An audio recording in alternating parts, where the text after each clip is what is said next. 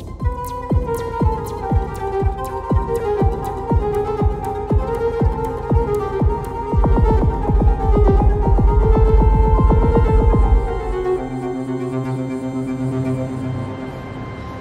got drunk in a meeting last night. You wonder how? Well, everybody drank a lot, but I was a little bit more cheerful and a bit more spontaneous, and I laughed a little harder, and oh, I was a little bit more female than everybody else, which always matters.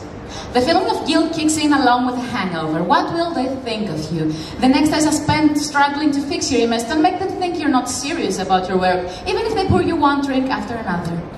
You know what I think? When I am amongst men, I falsely trust that one of them will say, hey, this girl is too drunk. Even worse, I falsely trust that one of the women at the table will say so. So much Netflix, and girl code is still not a thing. And now I'm doubting whether I should share this with the world, because it's different when you hold part of the blame. But what does that even mean?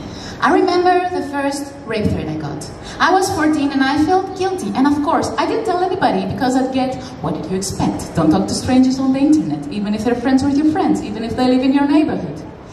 You know, you don't know much when you're 14, but you know shaming. I remember the first time I almost got raped, but let me get ahead of you, he was a friend for 5 years at the time. Of course, borderline inappropriate all this time, but we decided it was funny, because God, why are you so tight? Listen up a bit.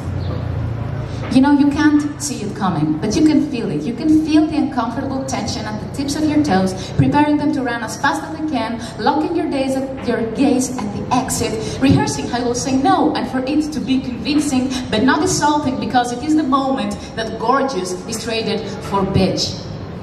And it is not that one thing itself. It is the notion that I have to be flawless. If I miss a step, the blame is on me, on my eyes, on my clothes, where I was, at what time, how many friends, how many drinks. And the spectrum seems pretty binary to me. It's either rape or then you wanted this. So what happens in between? Is there somewhere I can lay my trauma, or was it not traumatic enough? And my spectrum ranges from exhausted to infuriated, sometimes both. And it's no longer pretty. It is a ball that is ready to explode. It's no longer politically correct feminism and billboards to say, oh, men get abused too. Pretty Eurovision lads in Europe voting for me because I talk about issues that matter. Me Too movements, all victims can join. But where are the me-nots, really? When the question is not, what have you ever been harassed, but when were you first harassed, abused, teased, underpaid, raped, killed? But thank God, there's always someone that will say, well, you could have just left.